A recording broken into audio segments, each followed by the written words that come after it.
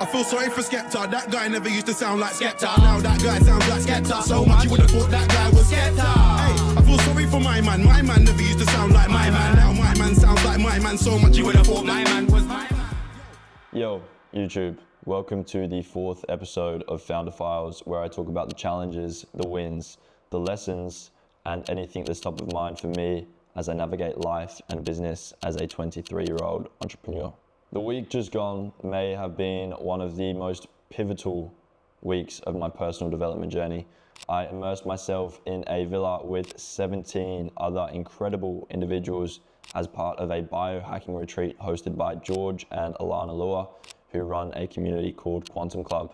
As I mentioned in the last video, I was there to work to capture the essence of the retreat, and honestly, it's hard to explain the energy I left the villa with, but I'm gonna do my best. So let's dive into some of the insights from the week just gone, starting with the challenges.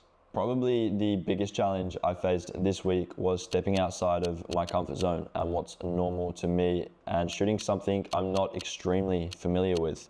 Majority of the content that I shoot is long and short form style content for founders. This week, however, I was shooting the retreat, which is a lot more lifestyle based content. So it's on the fly, run and gun style of shooting. And I did notice some self-doubt creeping, especially on that first day.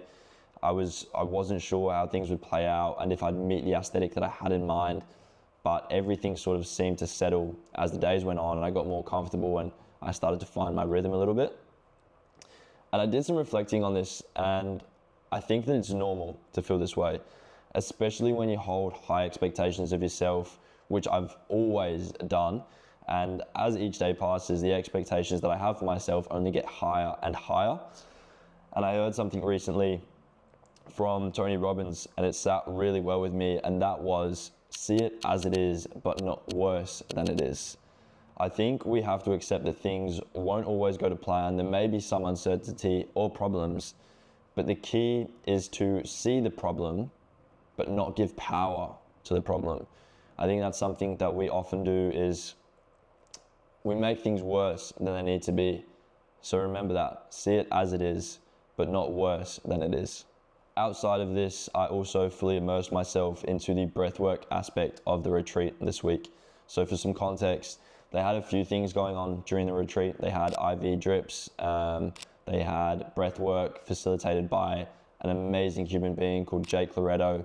They had a massage therapist, they had a strength and conditioning coach, they had a chef who was cooking everything for them, breakfast, lunch, and dinner, and it was amazing. They had ice baths, saunas, paddle court. It was incredible. It was just an incredible place to stay and immerse myself in. And one of the things that I decided to take part in and make the most of was the breathwork aspect of the retreat. And if you've done breathwork before, you know that it's a very vulnerable practice, and that's something that I had to do. I had to be vulnerable, I had to let my guard down, and more than anything, I had to actually feel my feelings. And I've done one breathwork session in the past, and that was definitely an eye-opening experience for me. And during the retreat, I ended up doing 3 breathwork sessions in 3 days, which is a lot.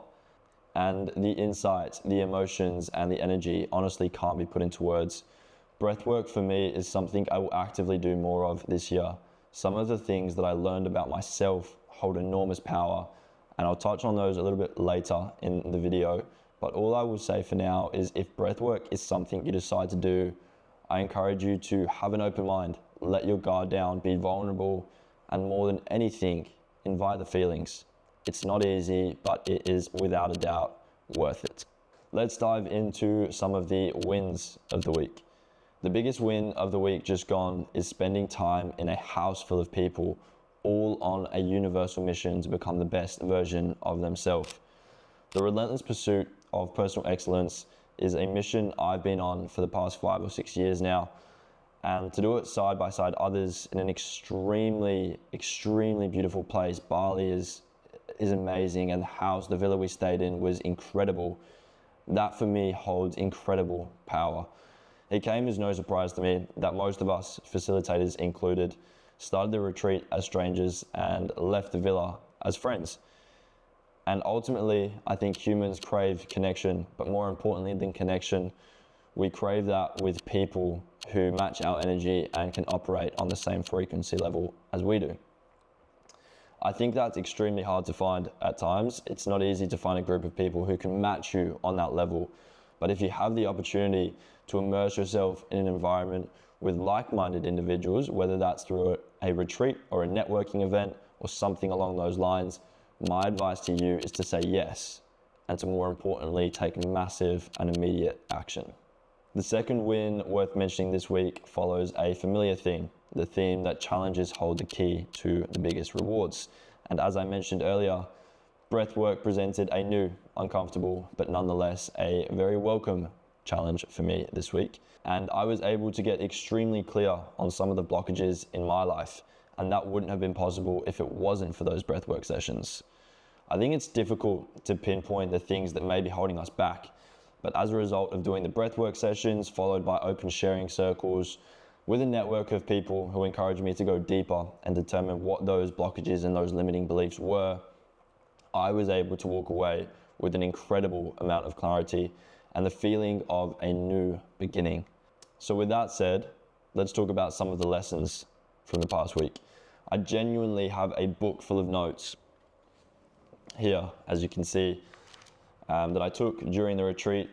But if I was to go through all of them, this 10-minute YouTube video would turn into a 3-hour-long Christopher Nolan movie, and I do not have the editing capacity to take that on right now. However, here are a few of the lessons that I will share. This one is relevant to limiting beliefs. Often in life, you're going to experience things that don't work out. And generally speaking, when things don't work out, we tie a bad feeling to that experience. However, it's so important to always remember that the feeling and the memory that's tied to that experience that didn't work out, that doesn't define you and it doesn't define your future. And more importantly, it can be changed and it can be altered. So if you have limiting beliefs or blockages in your life, like I do, I think everyone does, I encourage you to try and try and try again. Try until the feeling that's tied to the experience is a positive one. And at that point, you've then built a new belief system and a belief system that will benefit you. So I guess what I'm trying to say in simple terms is never be defined by your past. It was a lesson, not a life sentence. The second lesson I want to touch on this week is raising your baseline. You can improve your life dramatically if you just choose to focus on 3 things longer than the average person chooses to focus on any one thing. And those 3 things are your diet, your sleep, and getting sunlight. If you can lock your diet in, however that looks best for you in terms of performance, and if you can get consistently good sleep and regular sunlight, you will see that your baseline goes from 50% or below to around 70%, and that is a massive difference, and you will feel a lot more optimized. So please try it. Work on your sleep, work on your diet, and make sure you get plenty of sunlight. And I guarantee you, you will start to benefit hugely, mentally and physically. Let's move on to some of the thoughts of the week.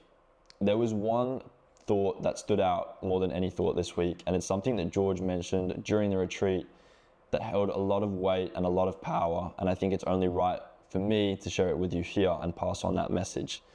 And the message was, how many people are tiptoeing through life hoping to arrive safely at death? When George said that, I was taken back. I was lost for words, as I am now, honestly. So I just want you to think about that. How many people are tiptoeing through life hoping to arrive safely at death? And a personal thought for me that kept coming up throughout the week is that at some point in life, you're going to have to step away to step up. And I think it's really important to remember that if you're trying to get better in life, growth flourishes when change is present.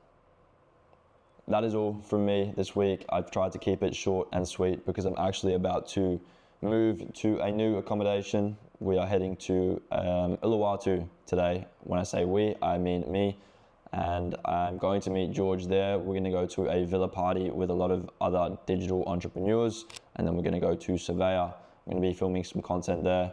And yeah, enjoying my time networking, connecting with new people. So I will touch more on that in the next video. But as I said, that is all from me this week. Thank you for being here. I hope you took something away from this video, and I will see you all in the next one.